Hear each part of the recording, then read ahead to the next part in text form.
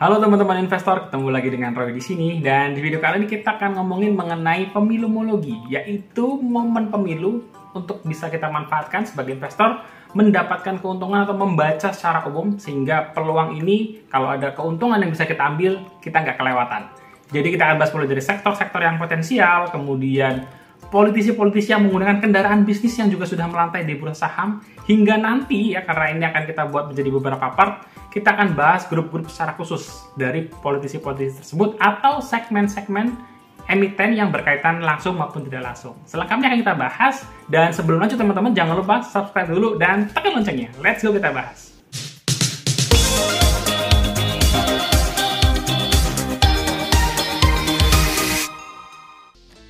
Oke teman-teman, kita pindah ke layar monitor untuk membahas pemilumologi, dan ini adalah serial yang akan saya bikin beberapa bagian supaya tidak terlalu panjang videonya, dan nanti akan ada seri-seri khusus membahas saham di dalamnya juga gitu ya. Dan di part 1 ini sifatnya lebih overview secara umum, apakah pemilu itu bisa memberikan cuan gitu ya, dan potensi seperti apa yang bisa kita perhatikan. Kenapa namanya pemilumologi? Karena waktu awal COVID itu kan rame mologi-mologian ya. Saya sih bodo amat gak ngikutin mologi-mologian ya. Yang paling saya ingat itu mologinya Yusuf Mansur ya. Mansur mologi, terus disusul video yang gebrak-gebrak meja itu lucu banget. Kita langsung mulai saja. Seperti biasa disclaimer on dulu bahwa di sini sifatnya investment research, tidak ada ajakan jual beli maupun menjatuhkan stakeholders tertentu ya. Kita mulai dari korelasi dulu teman-teman ya. Kita bicara pemilu sebagai sebuah event besar. Apa sih yang terjadi di sana sehingga investor kita perlu memberikan perhatian gitu ya, meskipun perhatiannya juga sewajarnya saja. Pertama adalah dalam masa pemilu itu pasti peredaran uangnya meningkat ya dalam jumlah yang besar. Kenapa? Ya bayangin aja ada event-event di dalam stadion penuh gitu ya. Dalam event itu kan mereka nggak cuma berdiri, ada makanan, ada transportasi yang dibutuhkan, ada akomodasi yang diperlukan oleh orang-orang yang terlibat dan lain sebagainya. Jadi semua sepakat lah ya kalau pemilu itu peredaran uangnya besar gitu ya di dalam event ini. Yang kedua, momen pemilu itu apa ya, menebar janji manis ya. Kalau orang ngasih janji itu pasti janjinya manis ya, nggak ada orang ngasih janji jelek gitu kan ya. Pasti dalam pemilu ini orang-orang yang terlibat akan ngasih janji-janjinya gitu ya. Janji-janji itu nanti akan mempengaruhi apa, kebijakan teman-teman ya. Ingat waktu Pak Presiden Jokowi periode pertama janjinya adalah infrastruktur, dan setelah itu saham-saham infrastruktur naik gitu ya, Wika, WSKT, PTPP, banyak lah saham-saham konstruksi itu naik tinggi karena memang janji dan kebijakannya Pak Jokowi di periode pertama itu sangat mendukung pembangunan infrastruktur gitu ya. Dan pemilu kita harapkan juga menjadi sebuah event yang sehat. Kenapa? Karena kalau hasilnya bagus, politiknya sehat, iklim investasinya pun bisa sehat. Kenapa demikian? Kalau teman-teman ingat, pemilu 2004 itu pemilu pertama kalinya ya setelah masa 98 yang benar-benar desain dan sukses besar. Setelahnya IHSG itu naik tinggi banget ya. Kalau kalian bandingin, ada yang mencoba membandingkan kenaikan IHSG zaman Pak SBY dengan Pak Jokowi, menurut saya nggak fair karena 2004 itu momennya benar-benar awal banget dan investor tuh lagi optimisnya gitu ya. Beda dengan di 2014 di mana ya sudah stabil masalah pemilu. Yang ketiga, kita akan coba mencari sektor-sektor ataupun emiten-emiten yang punya hubungan dengan politisi-politisi gitu ya, baik langsung maupun tidak langsung. Artinya baik yang dia mengendarai langsung partai dan kebijakannya, ataupun yang nggak langsung mensupport gitu ya. Nanti kita akan bahas di slide-slide selanjutnya. Nah, sektor potensialnya apa aja nih Bang? Kita langsung masuk ke sektornya. Pertama menurut saya adalah sektor yang punya chance untuk mendapatkan income hasil kerja lebih baik di dalam masa pemilu adalah consumer goods ya. Kenapa consumer goods? Tadi ya, event-event pemilu itu seringkali membutuhkan makanan gitu ya, membutuhkan makanan, sembako, dan lain sebagainya. Kita juga kenal istilah-istilah bagi-bagi jajan, serangan fajar, dan lain sebagainya model pemilu. Biasanya yang dijadikan komoditas adalah bahan-bahan konsumsi dan sembako gitu ya. Siapa saja pemainnya? Ada Mayora, ada ICBP, ada Gudang Garam, rokok ya. Karena kalau kalian perhatikan di event, bukan di event ya, di pos-pos pemenangan tuh banyak bapak-bapak ngerokok ya. Faktanya sih demikian yang sering saya lihat. Ada juga beras ya, di sini ada emitennya Hoki. Nah, di sini saya coba menunjukkan statistik ya, data history, di mana data ini hanya didasari dari history saja teman-teman. Jadi saya tidak memeriksa lebih jauh kenapa 2019 mereka jadi tinggi, nggak sampai sana gitu ya. Pertama dari Mayora dulu gitu ya, sahamnya Mayora itu labanya naik 16% ya di 2019. Ini adalah data 2019 ya teman-teman, artinya ini last pemilu. Ini saya lupa nulis nih ya. Ya ini data tahun 2019. Mayora naik 16%, tapi sahamnya terkoreksi. ICBP sahamnya naik 15%, sahamnya juga ikutan naik. Gudang garam ya, gudang garam naik tinggi tapi sahamnya terkoreksi. Kemungkinan karena apa? Karena kebijakan ya. Kebijakan pemerintahan Presiden Jokowi yang terus menaikkan cukai. Jadi meskipun labanya naik tapi sahamnya dikerek turun. Kemudian ada hoki ya, beras ya. Sahamnya naik 38%, sementara labanya juga terkerek naik 16%. Jadi secara umum sektor consumer good bisa kita katakan cukup bagus ya. 4 saham di sini yang menurut saya cukup dekat gitu ya dengan event pemilu, dengan keramaian momen, itu labanya naik semua gitu ya, meskipun ada Mayora dan Gudang Garam yang pergerakan sahamnya justru terbawa turun. Sektor apa lagi yang potensial ya? Sama ya teman-teman, ini adalah tahun 2019 ya. Tahun 2019.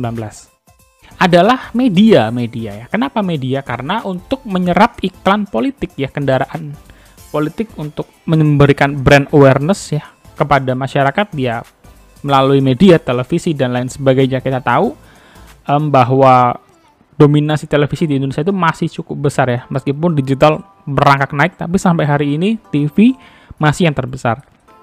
Untuk apa lagi? Untuk liputan politik dan lain sebagainya ya, yang lagi-lagi pasti ada kontrak membutuhkan biaya dari politisi ke media. Siapa emitennya? Tentu saja ya, nggak lain nggak bukan adalah MNCN ya, grupnya MNC dengan RCTI dan lain sebagainya. Lalu ada SCMA, SCTV ya, dan grupnya. Nah, tapi kalau kita lihat di sini kondisinya justru berbalik gitu ya.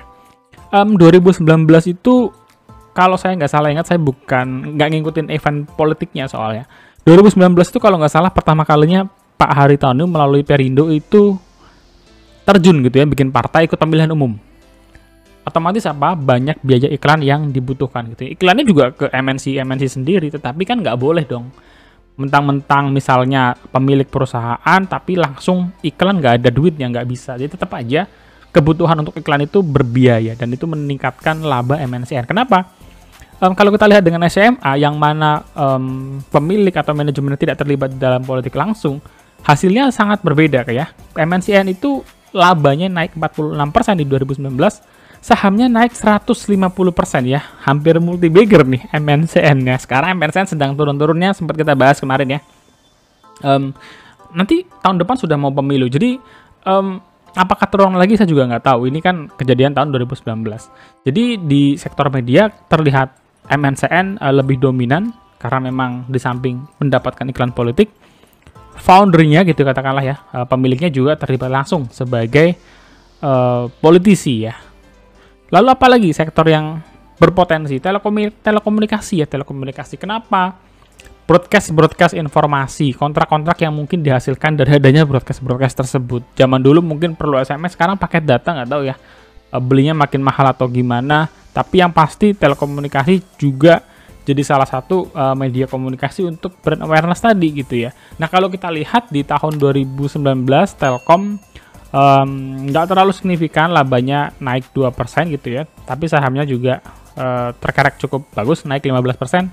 Sementara Excel turnaround company ya, di tahun 2019 dia turnaround dari negatif menjadi untung 713 miliar dan sahamnya dikerek naik 88%. Jadi memang di sektor komunikasi sebenarnya kalau kita ngelihat dari sisi Telkomnya tidak ada dampak signifikan. Kalau Excel tentu saja tadi ya, pergerakan ini hanya dilihat dari historinya saja. Saya tidak cek lebih lanjut kenapa 2019 akhirnya Excel bisa turnaround, itu beda cerita. Selanjutnya sektor keempat ya, yang mungkin mendapatkan berkah dari pemilu adalah ya transportasi dan pendukungnya ya. Kenapa? Mobilitas orang pasti akan meningkat ya dalam masa pemilu. Pelakunya ada siapa? Pelaku lagi. Emitennya ada siapa? Ada Bluebird ya. Bluebird kita bisa kategorikan dia kan selain taksi juga sewa bis dan lain-lain ya. Tapi Bluebird di tahun 2019 itu labanya minus 31%, sahamnya minus 5%. Tapi kalau kita ingat-ingat lagi ya, 2019 itu kan awal gencar-gencarnya perang Gojek ya, apa ya, ojek online dengan taksi gitu ya. Waktu itu belum integrasi, belum berhubungan baik, sehingga menurut saya sih penurunannya lebih karena itu ya, lebih karena promo-promo dari taksi online itu menghajar Bluebird saat itu.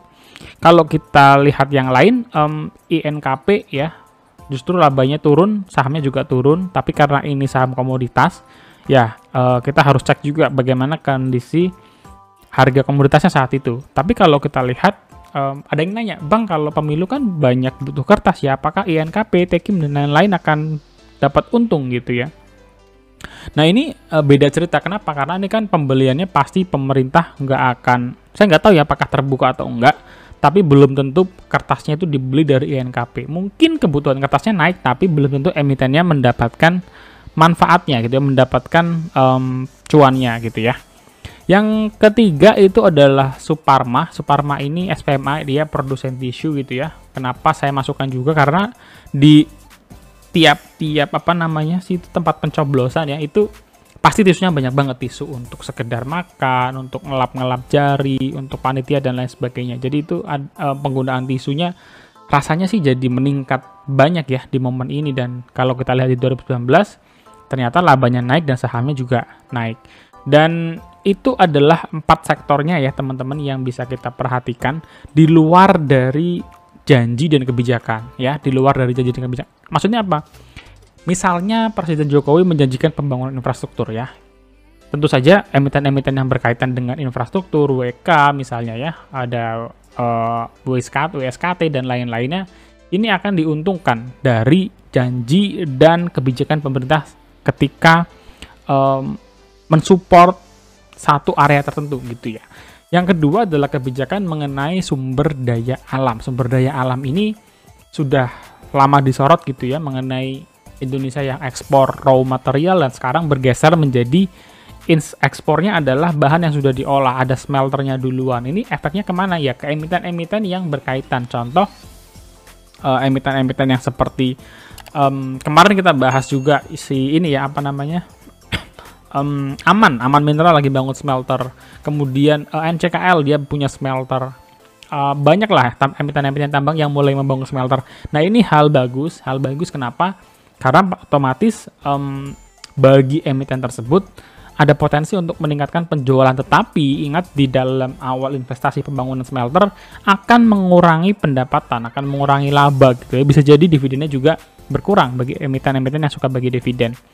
Apalagi misalnya terkait dengan sumber daya alam, misalnya mengenai royalti ya, kita tahu royalti di-adjust lagi, dinaikkan lagi di zaman Presiden Jokowi, lebih besar lagi, otomatis itu juga menekan laba-laba dari emiten batubara gitu ya. Jadi batubara royaltinya disesuaikan lagi karena lagi rally, jangan sampai pemerintah juga nggak kebagian efeknya gitu ya, harga batubara lagi rally, tapi setoran pengusaha atau setoran perusahaan tetap aja. Nah ini kebijakan-kebijakan yang setidaknya perlu kita perhatikan bagi kita yang pegang emiten-emiten tertentu gitu ya. Apalagi misalnya mengenai insentif juga penting gitu ya. Seringkali ketika momen-momen pemilihan gini, kita masyarakat tuh kadang-kadang nunggu insentif gitu ya. Apakah akan ada insentif pembelian rumah, insentif pembelian otomotif, kendaraan listrik dan lain sebagainya. Tetapi kan hal ini baru terjawab setelah the next presiden ini terpilih gitu teman-teman ya. Kalau masa kampanye kan ya dia bisa aja ngomong banyak hal, tetapi ketika sudah terpilih, action yang dilakukan itulah yang perlu kita lihat lagi. Tetapi setidaknya dalam masa kampanye gitu ya, kita bisa melihat kecenderungan si kandidat ini itu ke arah mana. Nah kita bisa ngelihat misalnya kalau ada kandidat yang sangat support terhadap green energy, sangat support terhadap kendaraan listrik dan lain-lain, otomatis emiten-emiten yang berkaitan dengan kendaraan listrik ya, ini potensi terbangnya gede gitu ya, potensi terbang. Kenapa? Karena mendapat kebijakan dari pemerintah, mendapat support. Demikian juga dengan properti, otomotif gitu ya, pembelian kendaraan ataupun infrastruktur lagi gitu ya. Tapi kalau dalam pendapat saya sih ya, pembangunan infrastruktur 10 tahun itu sudah gila-gilaan gitu ya. Jalan tol sudah tersambung, Jakarta Surabaya, di Sumatera sudah dibangun. Jadi menurut saya sih pembangunan infrastruktur itu akan mulai sedikit direm dan beralih ke pembangunan yang lain. Saya nggak tahu apa, tapi kayaknya sudah nggak sejor-joran awal 5 tahun pertama di 2014 sampai 2019. Dan lain-lain ya, kebijakan yang kita harapkan bisa mendukung iklim investasi lebih baik di Indonesia.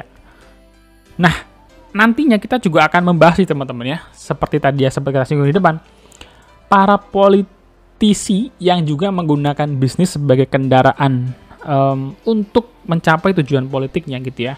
Ya, semua orang tahu ya politik itu membutuhkan biaya besar dan dengan masing-masing punya kendaraan bisnis itu lebih baik daripada ya modalnya dapat dari mana gitu kan ya. Nah, kalau kita lihat di sini menarik nih sebenarnya komposisinya.